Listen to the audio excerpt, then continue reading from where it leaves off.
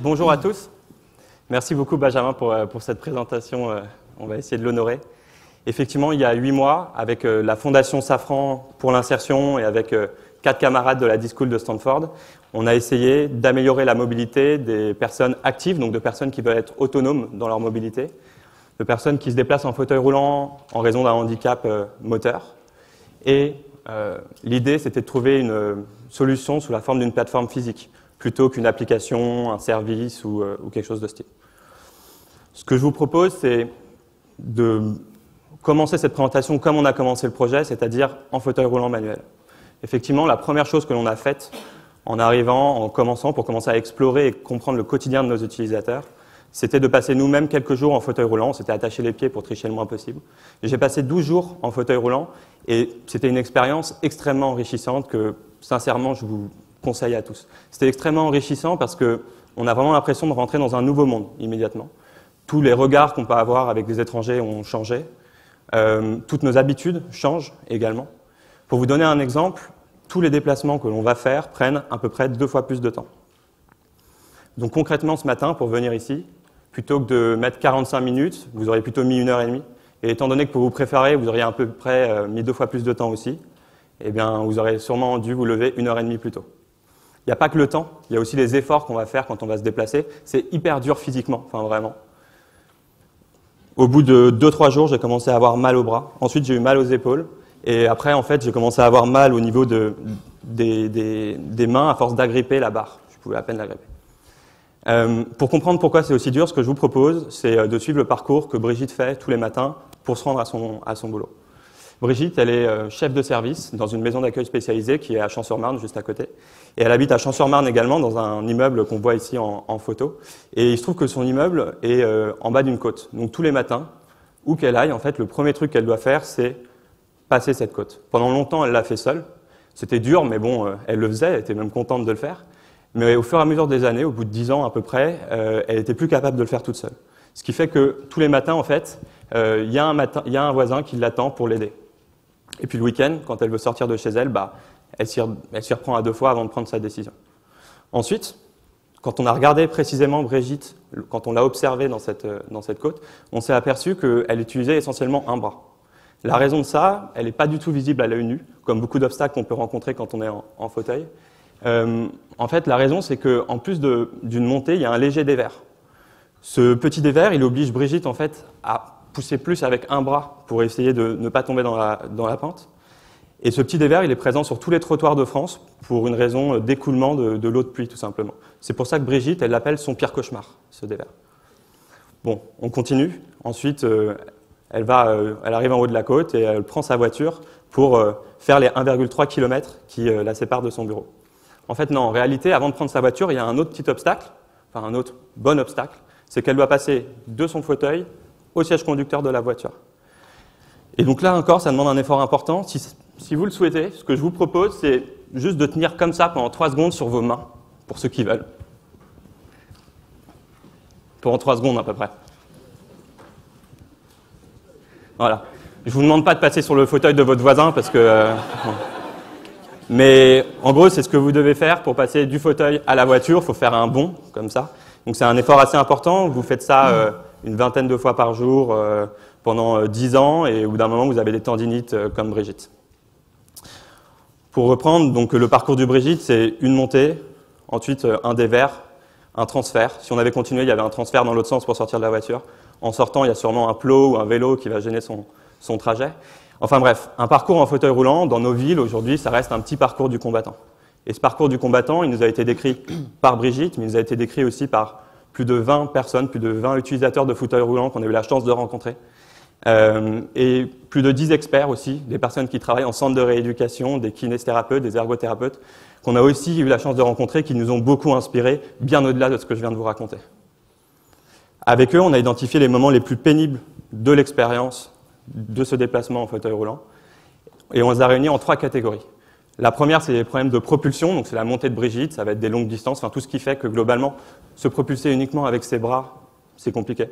Il y a les problèmes de transfert, on vient de le voir, et puis il y a les irrégularités du sol. J'ai parlé du dévers, mais il y a évidemment aussi des pavés, il y a des petits cailloux, il y a tout un tas de choses qui font que le sol n'est jamais complètement aussi lisse qu'on aurait voulu. Donc très rapidement, on est allé chercher des solutions à tous ces moments les plus pénibles et des solutions techniques. Et on a prototypé au plus vite pour pouvoir aller tester ces solutions directement auprès des utilisateurs, donc dans une démarche itérative, ce qui nous permettait à la fois d'affiner nos solutions et en même temps de pouvoir approfondir nos connaissances de leurs problèmes. Donc on a fait une quinzaine de prototypes techniques. Globalement, toutes les idées, les gens qui ont testé, ils aimaient ça, trouvaient ça cool. Mais quand on les faisait tester, nous, on sentait qu'ils n'étaient pas non plus émerveillés par ces solutions. Et on se rendait compte, on avait l'impression qu'il n'y avait pas d'impact réel sur la qualité de vie de ces personnes. En tout cas, pas l'impact que nous, on attendait. Donc à ce moment-là, on n'était pas satisfait. Et on a décidé d'aller plus loin. Et donc on a continué à chercher des solutions, on a continué à rencontrer de nouvelles personnes. Mais au-delà des problèmes techniques, on est allé chercher des attentes plus profondes chez les gens. Une envie qui revenait très régulièrement. Cette envie, c'est par exemple celle de Paulin, qui nous dit « ma principale attente, ça serait d'avoir une assistance électrique ». Donc une assistance électrique, concrètement, c'est quoi? Vous en avez un exemple ici. C'est un objet motorisé qu'on peut plugger sur son fauteuil et qui va être déjà une très bonne réponse à tous les problèmes de type propulsion. Et parfois on nous demande ah oui, et pourquoi ils n'utiliseraient pas directement un fauteuil électrique? Alors dans les faits, ils n'en utilisent jamais et c'est impensable pour eux, contrairement à l'assistance électrique, car celle-ci elle a deux autres avantages. Premièrement, elle peut s'utiliser de manière ponctuelle, et ensuite les gens n'ont pas besoin de sortir de leur fauteuil pour l'utiliser. Donc ces deux points sont très importants parce qu'il faut savoir deux choses. La première, c'est qu'ils veulent toujours utiliser leurs bras pour ne pas perdre leur condition physique et donc leur autonomie. Et la deuxième, c'est quelque chose dont on s'est rendu compte assez vite dans le projet, c'est que le fauteuil, c'est une sorte de prolongement du corps pour ces personnes. Et donc, ce qui implique qu'ils n'ont pas envie d'avoir à changer de fauteuil trop régulièrement. Donc, si je reviens à Paulin, quand on l'a rencontré pour la première fois, il nous avait dit qu'il allait acheter très prochainement une assistance électrique. Mais quand on est revenu le voir 3 mois après, il n'en avait toujours pas. Et c'est là qu'il nous a montré le devis qu'il avait reçu entre-temps, un devis de 7 500 €, qui l'a finalement dissuadé. Donc effectivement, les assistances électriques, on peut en trouver à partir de 2 000 €, ça peut monter au-delà de 8 000 €, et c'est pas remboursé par la sécurité sociale. Donc à partir de là, il y a beaucoup de gens qui se posent la question de passer le pas et d'investir dans une assistance, mais quand on sait qu'ils payent déjà plusieurs milliers d'euros leur fauteuil qu'ils doivent renouveler tous les 4 ans, et que par exemple, ils peuvent aussi avoir dépensé entre 5 et 10 000 € pour aménager les commandes de leur voiture, on comprend qu'ils n'aient pas envie d'investir encore davantage d'argent dans une assistance. Merci. Alors, une assistance électrique, c'est cher, extrêmement cher, on l'a vu, mais ce n'est pas le seul argument qu'on a rencontré contre une assistance électrique. Paulin, par exemple, nous dit « une assistance électrique, je n'en veux pas, c'est encore du paramédical ». Paulin refuse cette image que dégage l'assistance électrique, qui est une image médicale. Et Paulin n'est pas le seul à nous transmettre ce message. Lali également nous transmet ce message. Et comment ça s'exprime? Eh bien, elle va par exemple à Decathlon et elle s'achète des petites sacoches qu'elle accroche sur le cadre de son fauteuil. Les roues avant de son fauteuil, ce sont en fait des petites roues de trottinette qu'elle remplace. Pourquoi elle fait ça? Parce qu'elles sont plus faciles à monter. Je peux le faire seul. Son fauteuil roulant, elle ne l'a pas acheté chez un distributeur de matériel médical classique, mais elle l'a acheté seule, sur le bon coin, à un particulier. Ce que nous dit Lali, c'est qu'évidemment, passer par les distributeurs médicaux classiques, ça coûte cher, mais ce n'est pas son seul message. Elle, ce qu'elle veut, c'est montrer son identité, son caractère, son humeur. Un bon exemple pour montrer qu'elle veut montrer son humeur, c'est qu'elle a une collection de flasques personnalisées qu'elle met sur ses grandes roues de fauteuil, Elle en a plusieurs, quand il fait beau, quand il fait moche, quand elle est joyeuse, quand elle est malheureuse. Quand elle va en soirée, on met les flasques à dentelle. Lali Guillain repousse une image du monde paramédical, et ce ne sont pas les seuls. Caroline également nous en a parlé de cette manière-là. Être handicapé, ce n'est pas une maladie, c'est une manière de vivre. Mon rêve, c'est que tout le monde comprenne que ce n'est pas parce qu'on est en carrosse qu'on n'est pas comme tout le monde. À ce moment-là, ce que nous apprend Caroline, être en fauteuil roulant, ce n'est pas une maladie. Et en fait, si on reprend les 3 enseignements que nous ont donnés Guillain, Lali et Caroline, Guillain, lui, ce qu'il veut, c'est repousser l'image du paramédical. Lali, elle veut briser cette image du fauteuil et elle veut montrer sa véritable identité, son caractère. Et Caroline nous apprend que vivre en fauteuil roulant, avoir un fauteuil roulant, c'est une manière de vivre, c'est pas être malade. Fort de ces enseignements, toute l'équipe avons décidé de redéfinir notre challenge, qui n'était plus comment améliorer la mobilité des personnes actives utilisateurs de fauteuils roulants manuels, mais comment améliorer la mobilité des personnes actives utilisateurs de fauteuils roulants manuels, tout en proposant une solution inclusive. Une solution inclusive qui brise cette barrière entre le monde médical des utilisateurs de fauteuils roulants et entre le monde des valides. Pour répondre à cette question, on a commencé par analyser les différences qu'il y avait entre les expériences de mobilité des valides et les expériences de mobilité des utilisateurs de fauteuils roulants manuels. Les valides, pour les petites distances, marchent. Et pour les plus grandes distances, utilisent leur voiture, très souvent.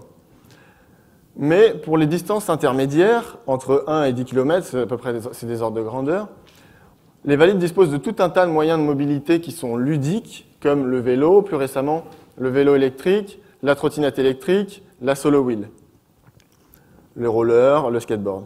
Si on regarde maintenant l'expérience de mobilité des utilisateurs de fauteuils roulants manuels, pour les petites distances, voire les très petites distances, ils utilisent leur fauteuil, parce qu'on a vu que c'était très dur de faire des longues distances, et dès qu'ils veulent aller un peu plus loin, ils utilisent leur voiture et font un transfert.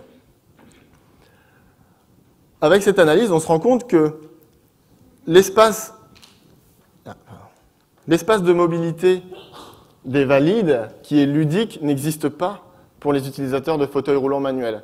Ou, à la rigueur, avec les assistances électriques, dont on a parlé avant, mais qui sont très chères, qui n'ont rien de ludique et qui renvoient une image de paramédical. Donc nous, notre ambition, c'est de créer un monde inclusif dans lequel tout le monde, utilisateur de fauteuil roulant manuel et valide, pourrait utiliser ces objets ludiques que sont le vélo électrique, la trottinette électrique, la solo wheel. La trottinette électrique, par exemple, serait une très bonne solution pour les utilisateurs de fauteuils roulants manuels, pour leur mobilité à l'extérieur, car elle aurait les mêmes avantages qu'une assistance électrique, sans ses défauts. Elle serait 10 à 30 fois moins chère. On peut trouver des trottinettes électriques à partir de 300 € sur le marché. Et la trottinette électrique est une solution inclusive, car ce n'est pas un objet paramédical. C'est pourquoi aujourd'hui, toute l'équipe est très fière d'accueillir sur scène Charlotte, qui va nous parler de sa nouvelle trottinette électrique.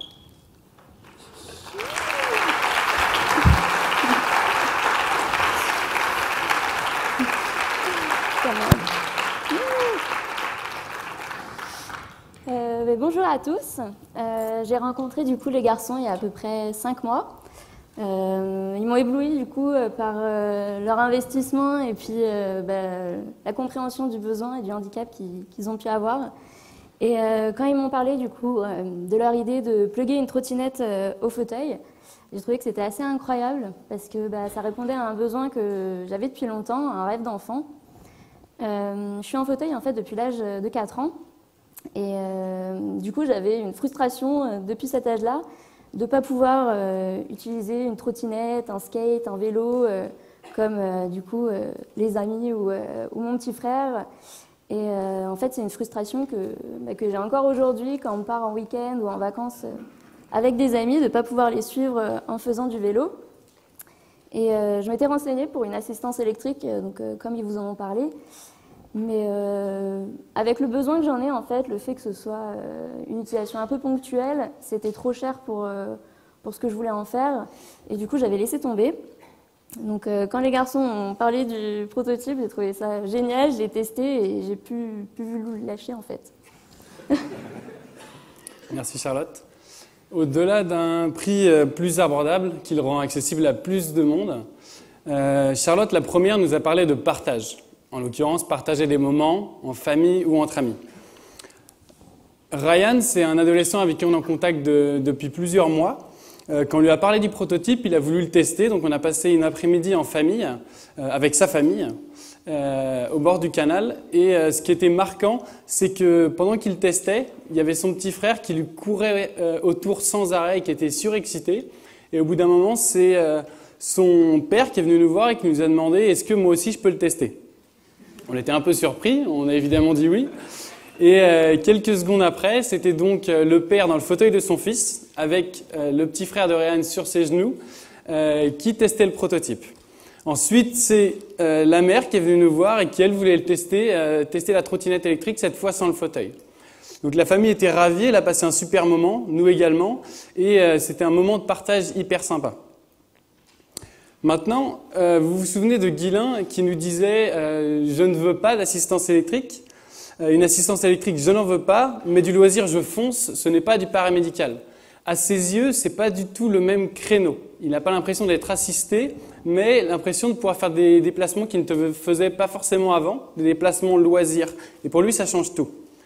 Ce qu'il nous a dit également, c'est vous tenez une bonne solution, il faut que ça sorte. Il était très enthousiaste pendant le test.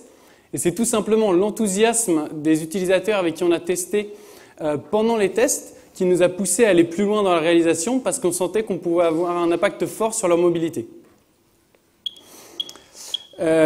Issu des retours utilisateurs, on a imaginé une expérience idéale d'utilisation de la trottinette pour se fixer et se détacher. Donc on peut voir Guilain en image. Qui arrive à se fixer en autonomie facilement, en moins de 10 secondes, sur la trottinette. Au-delà de ça, notre objectif, c'est que cette attache que l'on conçoit, donc là c'est un de nos derniers prototypes, on veut qu'elle soit attachable à tout fauteuil roulant manuel pour avoir l'impact le plus large possible, et également à toute trottinette électrique. C'est important que de la même manière qu'un valide peut aller avoir le choix de son vélo, de sa trottinette, qu'ils aient également le choix, que ce soit en fonction de leurs envies, de leurs usages, mais aussi de leur budget. On voulait aller plus loin, et ce qu'on a fait il y a un peu plus de 2 semaines, c'est qu'on a lancé 2 tests grandeur nature, un avec Charlotte et un avec Guilain. Je vous propose d'écouter les retours de Guilain après une semaine d'utilisation. 5 minutes, c'est réglé, on peut grimper, partir, et puis soit pour l'utilitaire comme ça a été le cas durant ma semaine, soit pour du fun comme ça a été la journée d'aujourd'hui, ce qui est hyper agréable. Effectivement, j'avais pas osé prendre le petit saut comme on a fait tout à l'heure. Ouais, c'était cool hein, ça aussi.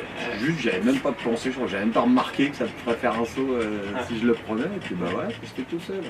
On peut même avoir le fantasme de faire quelques figures. Donc, Guilain s'est projeté très vite dans une utilisation quotidienne de la trottinette. Et dans la pratique, c'est ce qui s'est passé, puisqu'il l'a utilisé, que ce soit pour promener Batman, que vous voyez à l'écran, son chien, pour aller acheter une baguette de pain, ce qu'il ne faisait pas forcément avant, pour aller voir le docteur. Mais également, il a trouvé des déplacements qu'il ne faisait pas forcément avant, des déplacements un peu plus loisirs. Donc là, il nous parle de faire des figures. Il a une utilisation assez sportive de la trottinette. Et voilà, il se permet des choses que peut-être avant, il ne pouvait pas faire. Maintenant, puisqu'on a la chance d'avoir Charlotte avec nous, je vous propose d'écouter les retours de Charlotte sur les 2 semaines passées avec la trottinette.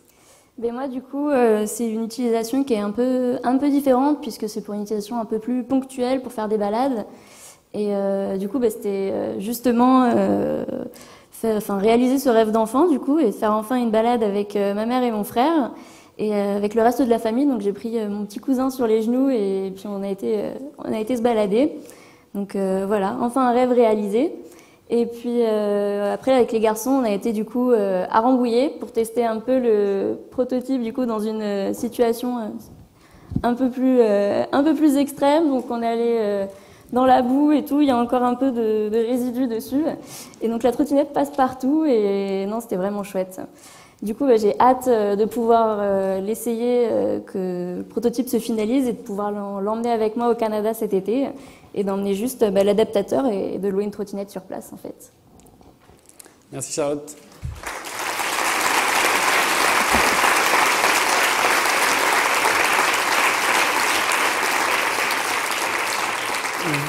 Vous l'aurez compris, aujourd'hui c'est pas la fin d'un projet, mais c'est le début d'une belle aventure. On a décidé de prolonger le plaisir et on va créer une structure pour que d'ici fin 2018, on lance l'industrialisation de notre attache et que par la suite on développe d'autres aides à la mobilité inclusive.